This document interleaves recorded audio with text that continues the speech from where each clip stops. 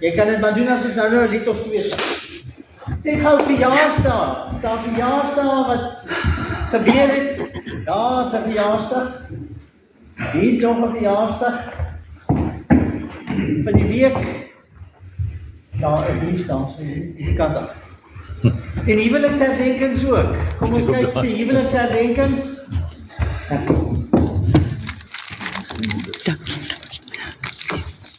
Nog iemand, huweliksherdenking of 'n verjaarsdag? Baie geluk vir julle. Ons hoop dit is 'n mooi jaar wat vir julle voorlê. 'n Geseënde jaar. Ek sal nou plan maak. Vir mense wat dan getroud is ook nog. Is hier vandag mense wat net by ons kuier, wil jy nie net gou so 'n hand opsteek? Kuier mense, daar so vanwaar is jy? Brits, Noordwes. Daar is van Brits af, nog? Hier so, ekskuus. Gordons Bay, baie welkom. Nog mense wat kuier by ons? Is niemand wat 'n nuwe intrekker dag is nie? En die eerste keer hier is. Elizabeth, maak die deur oop vir die konsistorium, mense dit net kan hoor. Ja, dat we daar binnen ook kan hoor. Nou, jy kan nou mekaar nou net gou groet op, as jy nog nie groet het.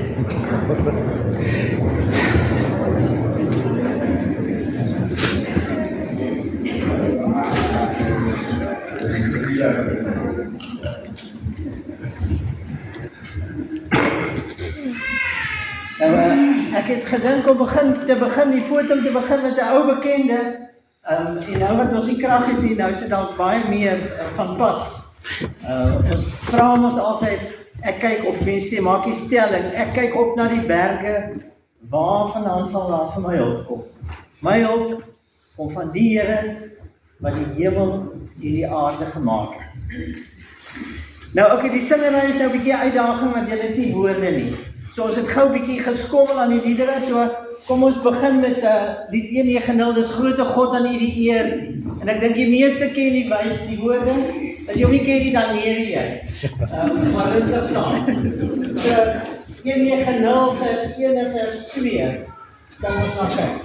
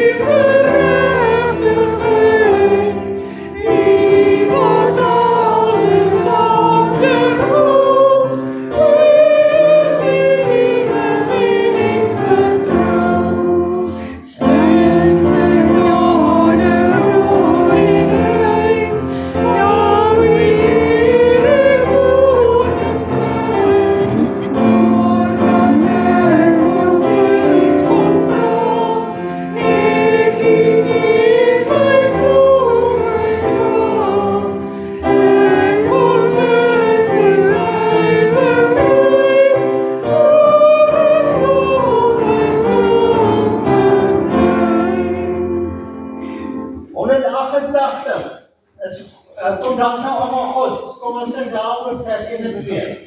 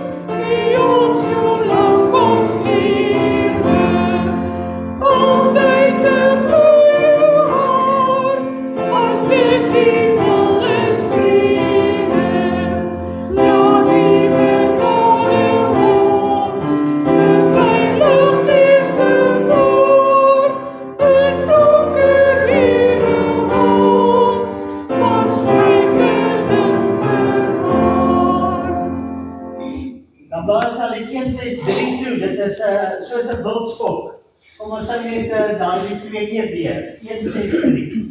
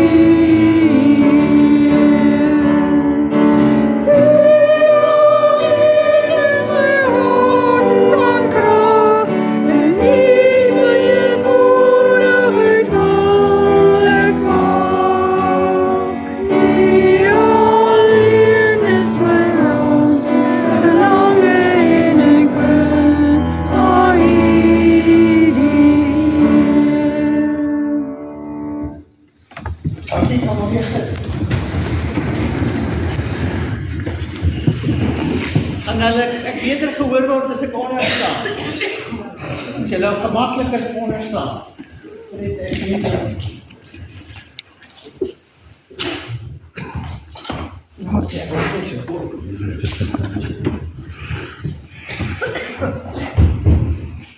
Kom ons maak oor toe, dan bid ons saam.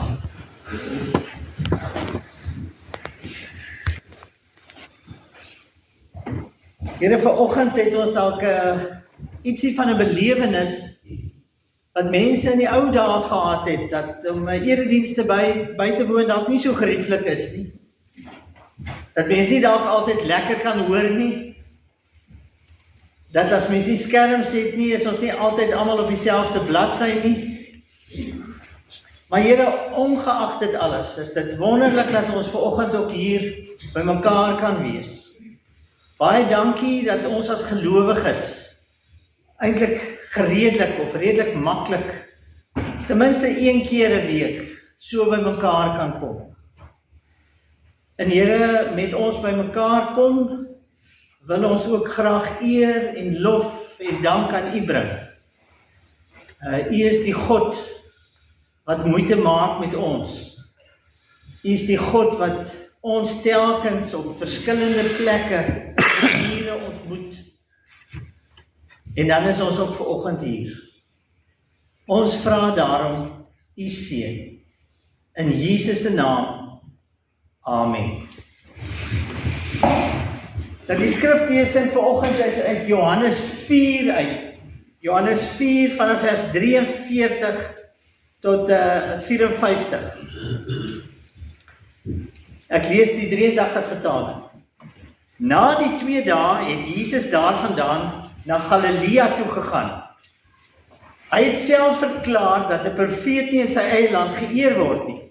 Maar toe hy in Galilea kom, het die Galileërs hom verwelkom. Hulle het alles gesien wat hy gedurende die feesvieringe in Jerusalem gedoen het, want hulle was self ook by die Paasfees. Jesus het toe weer na Kana in Galilea toe gegaan, waar hy die water wyn gemaak het. In Kapernaum was daar 'n sekere regeringsamptenaar wie se seun siek was. Toe hy hoor dat Jesus uit Judea na Galilea toe gekom het hy na hom toe gegaan en hom gevra om te kom en sy seun gesond te maak, want hy het op sterwe gelê. Jesus sê toe vir hom, as julle nie tekens en wonders sien nie, glo julle eenvoudig nie. En toe sê die amptenaar vir hom, Here, kom tog voordat my kindjie sterwe. Maar Jesus sê vir hom, gaan maar huis toe, jou seun lewe. Die man het geglo wat Jesus vir hom gesê het en gegaan. Toe hy nog op pad was, het sy werksmense hom al tegemoet gegaan en vertel dat sy kind lewe. Hy vra hulle toe presies wanneer hy begin beter word het en hulle antwoord hom, gistermiddag 1 uur het die koors hom verlaat. Die pa het toe besef dat dit op dieselfde oomblik was waarop Jesus vir hom gesê het, jou seun lewe. En hy en sy hele huisgesin het tot geloof in Jesus gekom. Dit was die tweede wonderteken wat Jesus gedoen het, nadat hy weer uit Judea na Galilea toe gekom het. Ons lees tot sover. Hulle het altyd gesê, die ou dae was dit sulke kwaai dominees, wat so op mense geskree het. Nee, nou dis hoe ek nou vanoggend voel. So ek wil nie reg kwaai wees nie, maar ek hoop julle hoor vir my. Verlede donderdag het 'n Malawiese man sy vrou en sy 2 klein kindertjies gebring om vir my en Anien te kom groet. En hy sit hulle toe op die bus terug Malawi toe. En ek het nie regtig geweet wat om vir hom te sê. Hierdie donderdag het hy my kom groet. Of ons kom groet. En is hy op weg Malawi toe. Op geloofsvlak, hy is 'n gelowige, het ek nie regtig geweet, wat moet ek vir hom sê nie? En moet ek maar net vir hom sê, mag die Here jou bewaar. Seker maar nou die beste opsie. Nee, maar ek het so afgevoel, ek weet nie wat om vir hom te sê nie. Nou ek lees ook die verhaal, of dis van 'n vrou wat skryf, na aanleiding van die Tweede Wêreldoorlog. Sy skryf 'n autobiografie, en dan skryf sy sê, sy het dit beleef, want sy het mos nou oorleef, nee? Sy het die konsentrasiekamp oorleef, en sy het gesê, ek lees vir julle die sinnetjie, toe God die Joodse vroue gesien het, wat nakend en bibberend in rye voor die gaskamers gestaan het, waar hulle binnekort om die lewe gebring sou word, het God vanuit die hemel sy hand uitgesteek en hulle hare gestreel. Dis wat die vrou skryf. En ek dink sy skryf dit om te troos. Sy wil vir mense, sy wil sê, maar God was daar by daai vrouens. Hulle was nie alleen daar nie. God was teenwoordig. Hy het hulle gestreel. Hy het aan hulle hare gevat. Maar nou as mens bietjie langer daaroor dink, oor hierdie sinnetjie, God vanuit die hemel sy hand uitgesteek en hulle hare gestreel, dan maak dit my eintlik so effens opstandig. Is dit al wat God dan nou kon doen? Kon hy nie eerder sy hand uitgesteek het en die vrouens voor die gaskamers weggepluk het en hulle gered het nie? Kon hy nie eerder dalk die gaskamers se deure gesluit het of die gas laat opraak het nie? Daai vrou het nie vertroeteling nodig gehad nie. Daai vroue voor die gaskamer het verlossing nodig gehad. Hulle het nie meegevoel nodig gehad nie.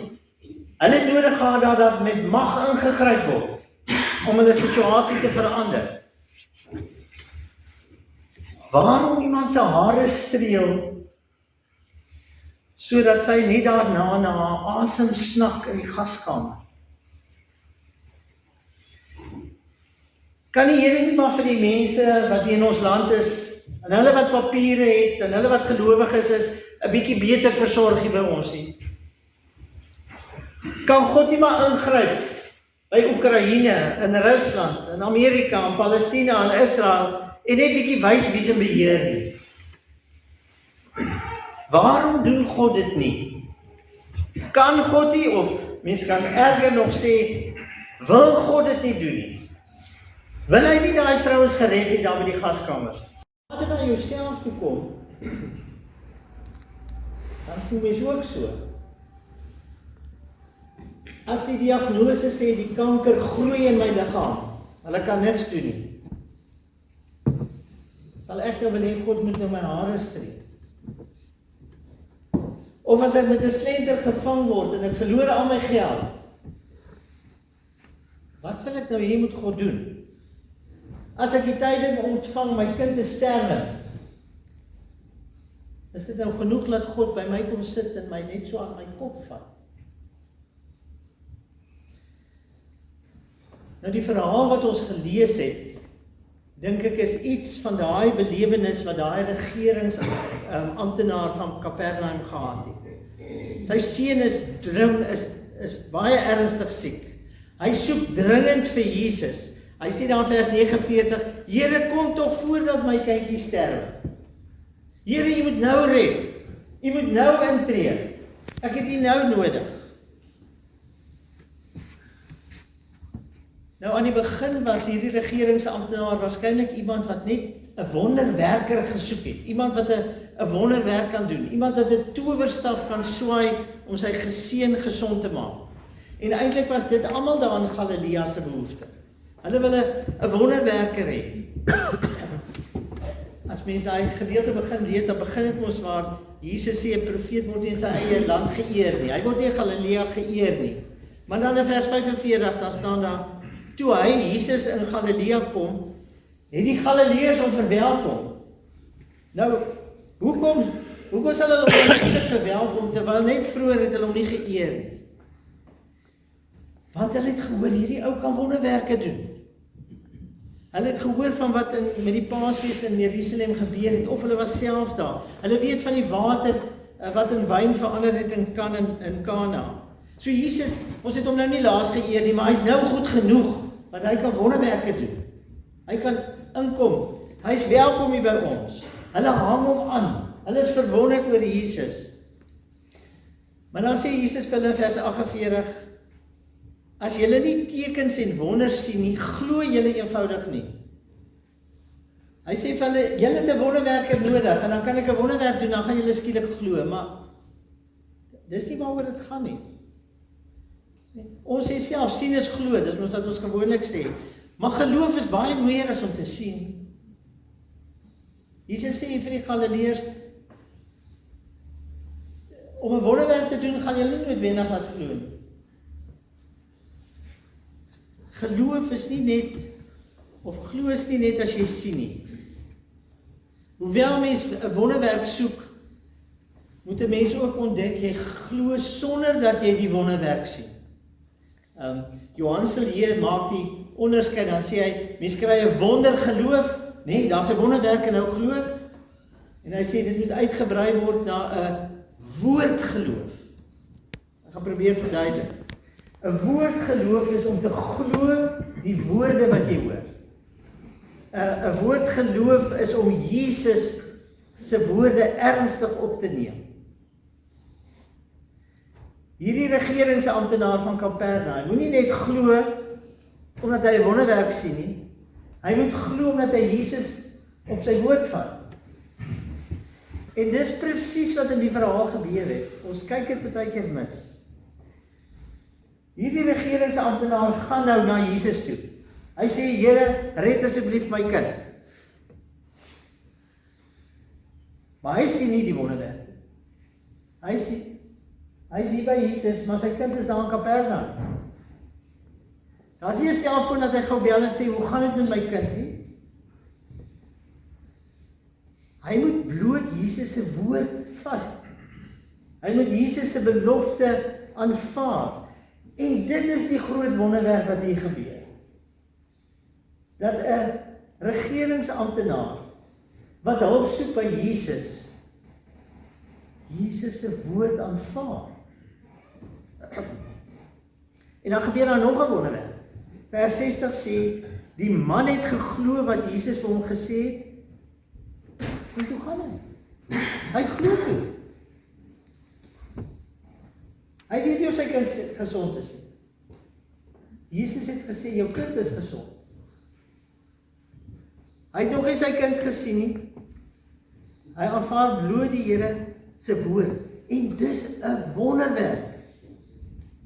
Onthou net voor dit het Jesus vir die Galileërs gesê, julle glo nie as julle nie sien nie. Hier kom hierdie man van Kapernaum en hy glo en hy sien nie. Jesus sê nie eers vir hom, vat hierdie medisyne saam. Jesus sê nie vir hom, net soos daai ou wat moet hom gaan was het vir sy melaatsheid, gaan doen hierdie ding nie. Jesus sê net vir hom, jou kind is gesond. Hy hoef niks te doen nie. Hy enkele sin gee Jesus vir hom, gaan maar huis toe, jou seun lewe. En dan glo hierdie man dit. Dan gebeur daar nog 'n wonderwerk, in vers 53, daar staan en hy en sy hele huisgesin het tot geloof in Jesus gekom. Het is nog 'n wonderwerk. Dat die hele gesin kom toe sommer tot bekering. En waarskynlik 'n klomp ander mense in Galilea ook, wat dit toe beleef. Nou, ek wil vir julle dit eintlik onderstreep, dat hierdie man geglo het sonder dat hy gesien het. En die mens lees dit nie altyd raak in die verhaal nie, ook omdat ons nie die wêreld so goed daar ken nie. Toe Jesus vir hierdie man gesê het, jou kind is gesond. Kapernaum is nie so ver van daar af nie. Daai man kon dadelik gestap het Kapernaum toe, en dan was hy binne, ek weet nou nie hoe lank dit stap nie, maar sê maar binne 1 uur of 2 kon hy by sy seun gewees het. Nee, dan kon hy dit gesien het. Maar hy doen dit nie. En mens lees dit mis. Hierdie man haas hom nie huis toe na Jesus gesê het, jou seun is gesond nie. Hy vertoef eers daar. Hy vertrek eers die volgende dag terug Kapernaum toe, sodat hy 24 uur later eers hoor. Toe sê hulle vir hom, gistermiddag 1 uur het die koors die seun verlaat. So tussen Jesus se belofte woord, jou seun is gesond, en die bevestiging wat hy kry, die seun is gesond, het al 24 uur geloop. En ek is seker, die baie min van ons wat nie dadelik huis toe sou gehardloop of gery het. Maar dit is so asof hierdie man, toe Jesus dit vir hom beloof, toe is dit of hy ontspan. Toe is dit of hy rustig raak. Toe hy die belofte kry van genesing, toe is dit vir hom genoeg. Ek weet nie wat het hy nou verder die dag daar gemaak nie, maar hy het nou oorgeslaap en eers die volgende dag begin huis toe loop. Ek dink dit is iets wat daai vrou wat die autobiografie geskryf het, bedoel het toe sy gesê, God het die vrouens se hare gestreel wat die gaskamers moes binnegaan. Sy het geweet, God stap saam met daai vrouens. God het hulle nooit gelos. Sy weet van 'n teks soos Romeine 8 vers 39 wat sê, niks kan jou skei van die liefde van die Here nie. Selfs nie al staan jy hier voor die gaskamer nie. Selfs al het jy nog nie gesien jou kind is gesond nie. Dis wat daai vrou bedoel het. God is daar. En hy loop saam. En ons weet dit, ons het die hele Nuwe Testament wat vir ons gesê het, God het nie net daar in die hemel gebly nie, hy het na hierdie wêreld toe gekom. God het nie net daar ver af koppe gestreel nie. Jesus Christus het hier ingekom en hy het die skuld kom betaal. Jesus het sy laaste asem op Golgotha uitgeblaas. Hy het self aan die kruis gesterf. Dis die belofte wat ons het. Jesus het gesterf vir my. Dis die woorde wat ek het. Dis die genesing wat die Bybel sê ek gekry het. Ek moet dit glo. Ek moet dit bloot glo. Die woorde van Jesus, soos vir daai man in Kapernaum, staan net so vas vir ons vir vandag. As ons gaan lees in die Bybel, dan staan daar, die verlossing is bewerk. Julle is gered. Maar kan dit nog nie altyd so lekker sien nie. Nee, ons gaan dit mos nou eers sien as Jesus weer kom. Dan sien ons die hele verlossing kom in plek. Maar al wat ons nou het is die belofte. Ek het niks wat ek kan sien dat my sonde weggeneem is. Ok, as ons die nagmaaltafel dan herinner dit ons dan. Maar ek het nog niks wat ek dit kan sien nie. Maar ek het God se woord dat ek gered is. En daarom kan ek dalk nou soos hierdie man van Kapernaum, daarom is ek nou rustig. Want ek is gered. Ek het God se woord. Eintlik maak dit nou nie saak wanneer die Here weer kom nie. Soos dit ook nie eintlik regtig saak gemaak het, hoe vinnig daai man by sy kind gekom het. Wanneer die Here nou kom, is amper irrelevant, want ek is mos gered. Ek het geen angstigheid meer nie. Ek het God se belofte. Hy is by my.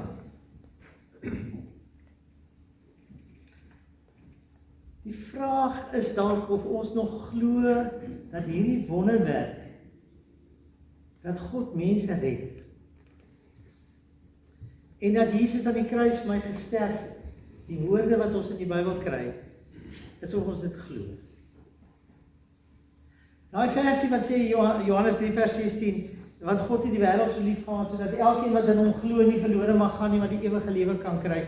Dis die woord wat ons het. Die vraag is of ons dit glo. 1 Johannes 1 vers 9. Almal wat hom aangeneem het, die wat in hom glo, het hy mag gegee om kinders van God genoem te word. Dis die woorde wat ons het. Die vraag is of ons dieselfde kan maak soos die van Kapernaum en sê daai woorde van God is vir my genoeg. Ek is rustig. Jesus se woorde, God se woorde is die leefwoorde. Dis genoeg. En die Bybel is vol van Jesus se woorde en God se woorde.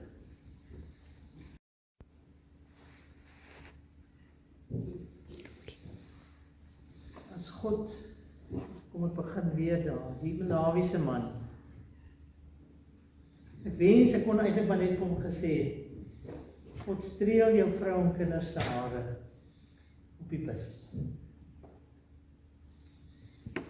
Maar dan die bedoeling, God se woorde lê agter daai streeling. Kom ons bid saam.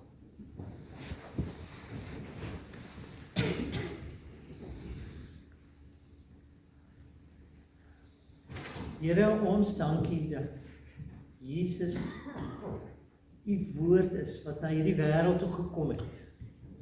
Soos wat Johannes 1 nog vir ons sê. Ons dankie dat U woord werklik is, waar is. Ons dankie dat die beloftes wat ons kry in die woord vir ons genoeg is, sodat ons hierdie week kan binnegaan, sodat ons kan lewe, sodat ons self slegte nuus kan ontvang en steeds weet, U los ons nie, want U het dit beloof. Here, help vir ons om nie net te glo as ons sien, maar om 'n woord geloof te hê wat ons dra.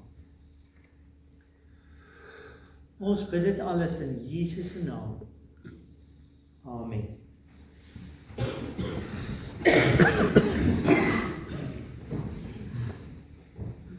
Ek weet nie of u die verhaal ken van Luther nie. Luther is blijkbaar 'n persoon wat bietjie neerslagtig kon raak soms, maar hy het dikwels ook beleef dat hy aangeval word.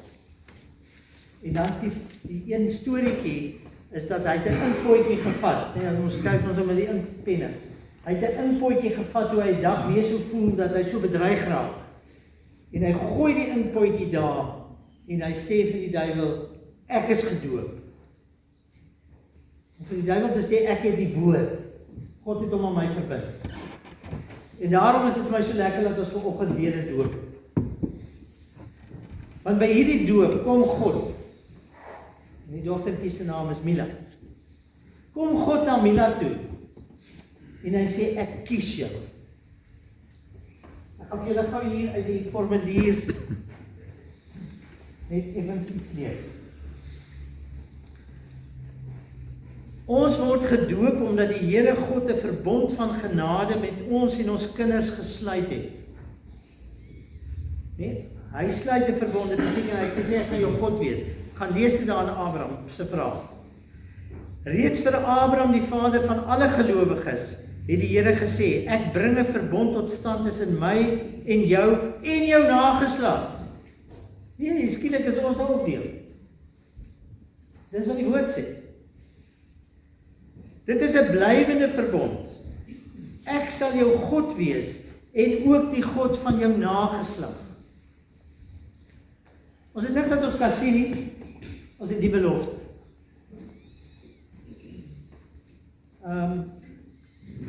In die Ou Testament het die Here die besnydenis en Paasmaal as tekens gegee dat die verbond geldig is. Daarna het Christus gekom en hierdie verbond in sy persoon en deur sy verlossingswerk op 'n nuwe en finale manier bevestig. As teken en waarborg hiervan het hy die doop en die nagmaal gegee.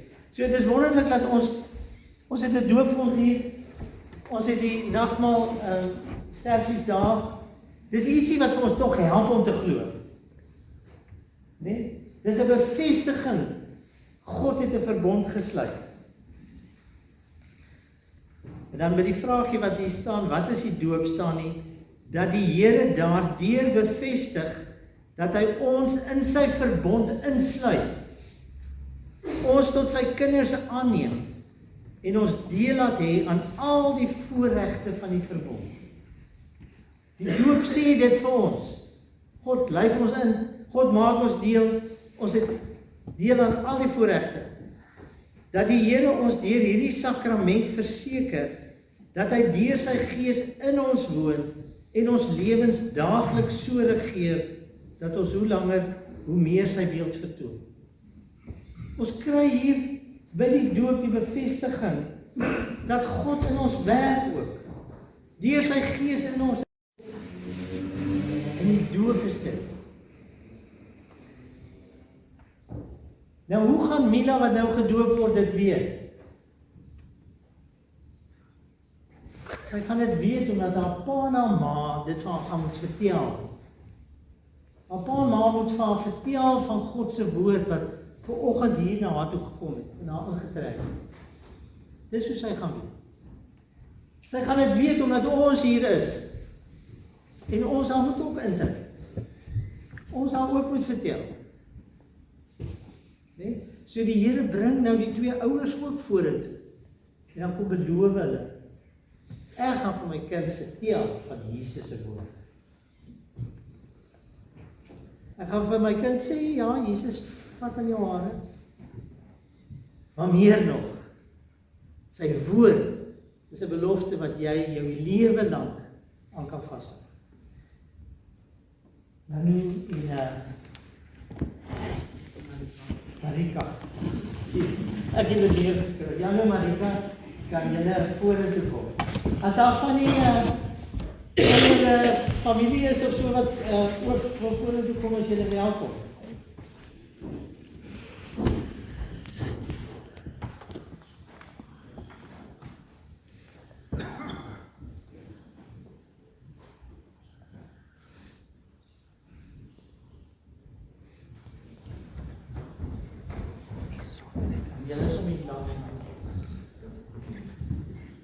Dis hoekom die van mense van Gordons Bay af is,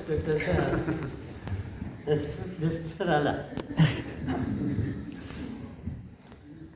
Voordat die doop aan julle dogtertjie bedien word, kry julle die geleentheid om aan die hand van die volgende vrae julle geloof te bely. Glo julle in God die Vader, wat julle versorg, bewaar en liefhet? Glo julle in Jesus Christus, wat vir julle sonde aan die kruis gesterf het? Glo julle in die Heilige Gees wat in julle woon en wat julle rig en lei om volgens die wil van God te lewe. Bely julle dat, hoewel ons kinders as sondaars in die wêreld gekom het, en daarom onder die oordeel van God staan, hulle nogtans in Christus aan God behoort, en daarom as lidmate van sy gemeente gedoop moet word. Wat is julle antwoord? Is ouma nou? Ouma kan dan familie vorentoe bring.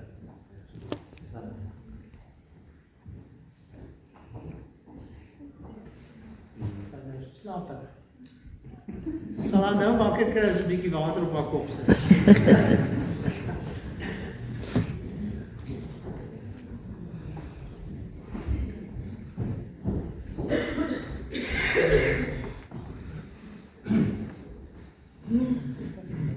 Is daar nog iemand wat wil vorentoe kom?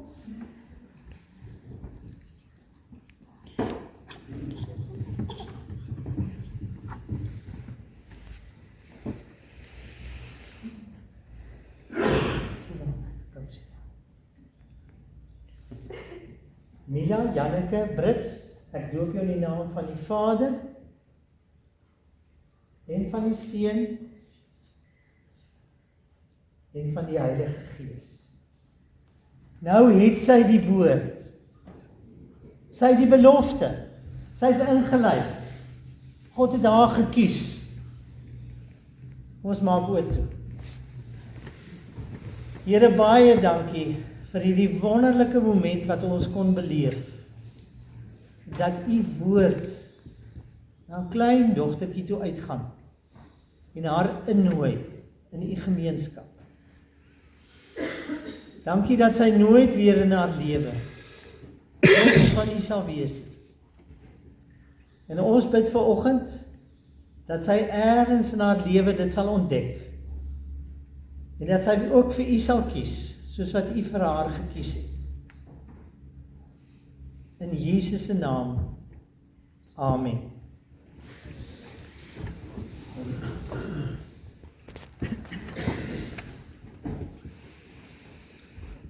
Die doop wat ons sopas bedien het, bevestig aan ons God se genade, sy liefde. Dit maak ons en ons kinders bewus van die vaste grond waarop ons geloof rus. Daarom kry julle as ouers die geleentheid om nou ook 'n belofte af te lê. Beloof julle om vir Mila, soos hy groter word, oor die betekenisse en die eise van die genadeverbond in te lig. Beloof julle om vir haar 'n voorbeeld te wees van geloof en gehoorsaamheid. En beloof julle om haar te help om God se beloftes haar eie te maak. Hierdie doop kry hierdie dogtertjie deel van 'n gemeente, of word sy deel van 'n gemeente, en daarom het ons ook 'n verantwoordelikheid teenoor haar. Of as sy dan nou daar in Gordons Bay kerk gaan, die gemeente daar dan ook 'n verantwoordelikheid. Daarom wil ek vra dat julle ook 'n belofte aflê. Beloof julle om hierdie verantwoordelikheid so na te kom, dat hierdie dogtertjie deur julle dalk die Here leer ken, lief kry en dien, en kan groot word tot eer van sy naam. Wat is julle antwoord? Dan het ons die gebruik om die kersie aan te steek, die paassteekie kersie aan hier so by die groot kers. Dis haar doopkersie, en ek het gister toe ons saam gepraat het ook gesê, steek hom nou elke jaar die 5de Julie aan. En dan het jy 'n kans om vir Mila te vertel van God se beloftes. Maar Gert, ons gee vir haar ook haar geloofsboksie.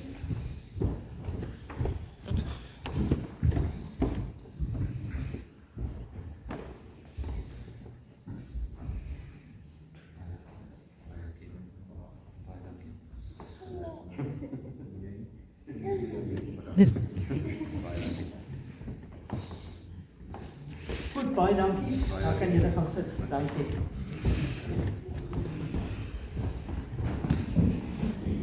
Is daar vanoggend iemand wat ook wil skree op die gemeente? Is tyd vir stories. Getuienistyd, God storie tyd. Staan daar Nee, is nou vanoggend dit. iemand wat ietsie met ons wil deel? Ja, kom hier.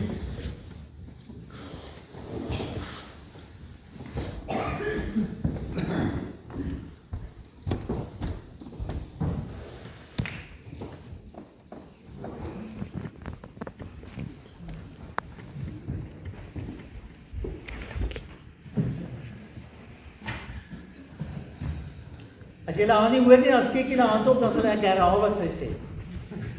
Ek het die afgelope 10 dae iets wonderliks beleef.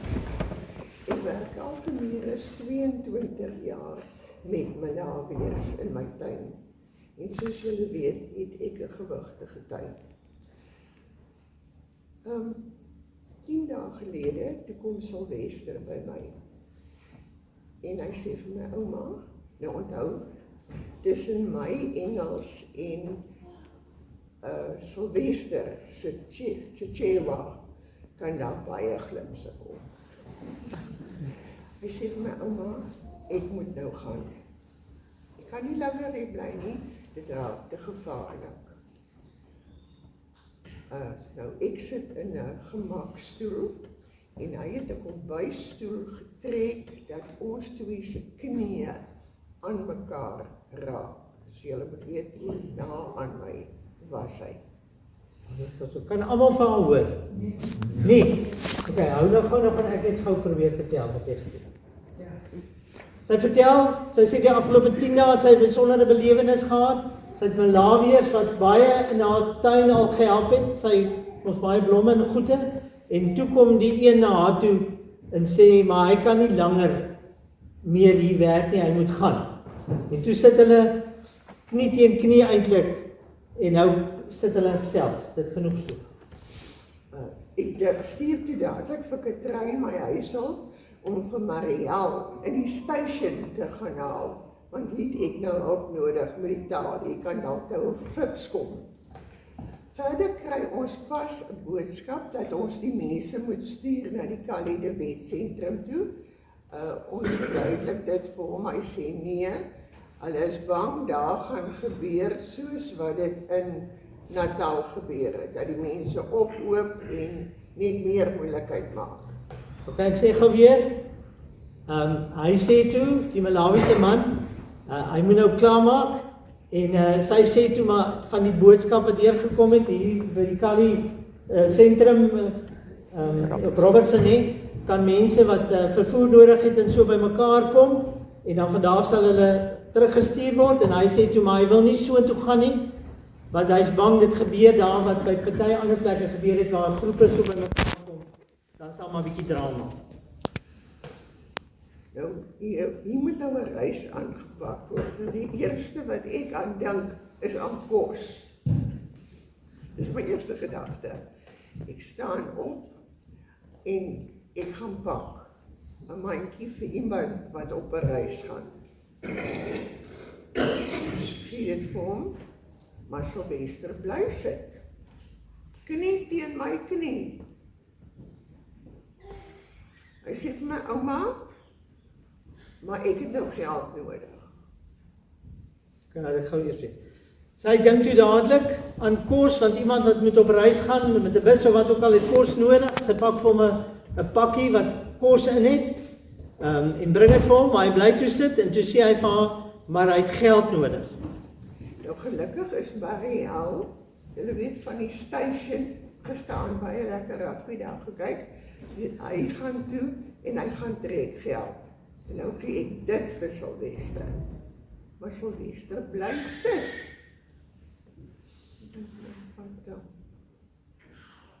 Dus ek vir hom Sylvester in my gebroke Engels, Sylvester, ek kan nie in Engels 'n gebed doen nie. Maar ek kan in Afrikaans speel bid. Hy sê, ouma, bid vir my in Afrikaans. Gou stom. Sy het geld laat trek, gee vir hom die geldjie, maar hy bly sit daar. En toe sê sy op 'n stadium vir hom, sy kan nie in Engels bid vir hom nie. Sy kan net in Afrikaans bid. En toe sê hy, maar dan moet sy maar bid in Afrikaans.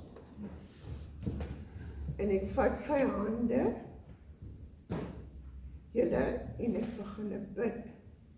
En die Engels vloei oor my lippe. Ek bid vir hom, vir sy vrou en kind wat al weg is, vir sy ma, vir sy land. En ek doen dit alles in wat my aanbetref die perfekte Engels was. Guys, Jacobie sê, daartoe 'n wonderwerk gebeur. Toe sy begin bid, het sy in Engels gebid en skielik het die Engels geloop en kon sy alles sê wat sy wou, vir hom gebid, vir sy kind, vir sy vrou, vir familie, nee, dit was, ja. En wat daar betref, het sy wonderlike Engels gehad om in te bid. En toe ek dit gedoen het, toe druk hy my hande stewig en vas, en hy staan op, en ek gee vir hom 'n drukkie, en hy gaan toe, met sy kos, sy geld, en die gebed. En die volgende oggend is hulle toe nou Woester toe. Ja, hulle moes meer as een gewees het, en hulle het op die N1 gegaan, en elke dag was ek en hy in kontak.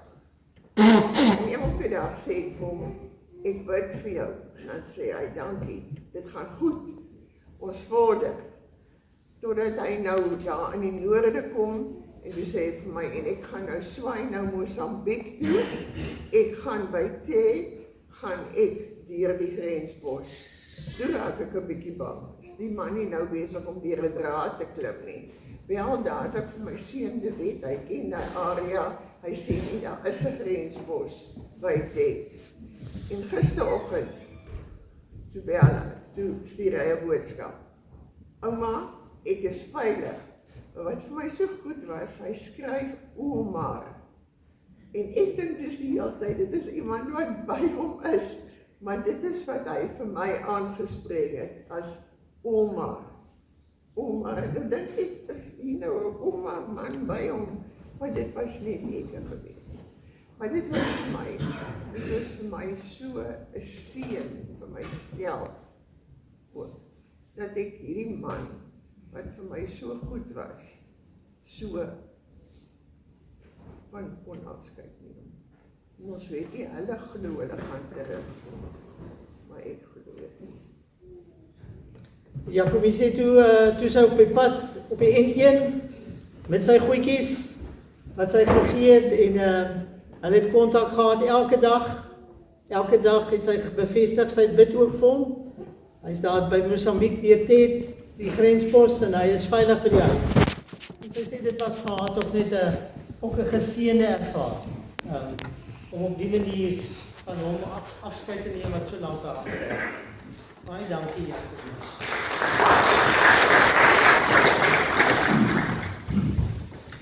Jy kry geleentheid om die Here te dank met die offergawe.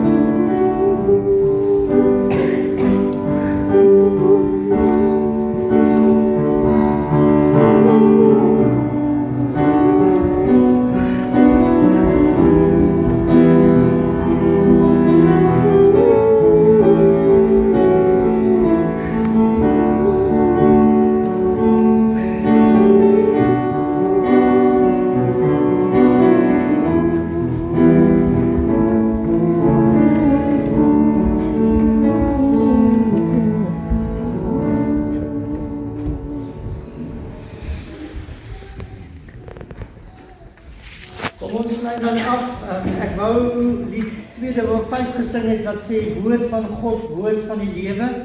Maar ek dink nie julle gaan die woorde so goed ken nie. So kom ons sluit af dan met die Onse Vader. Dis die 266.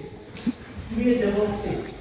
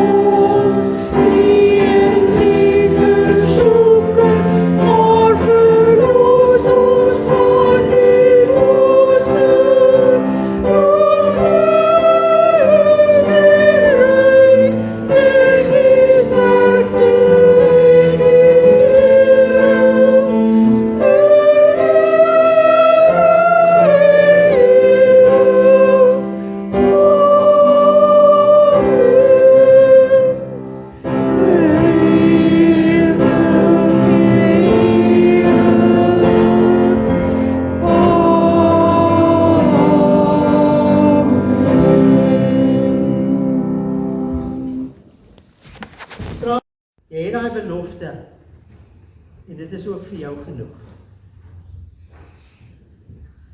Ek sluit af met nog 'n belofte. Dis wat Jesus gegee het net voor hy opgevaar het na die hemel. En toe sê hy ons en onthou, ek is by julle al die dae tot die volëinding van die wêreld.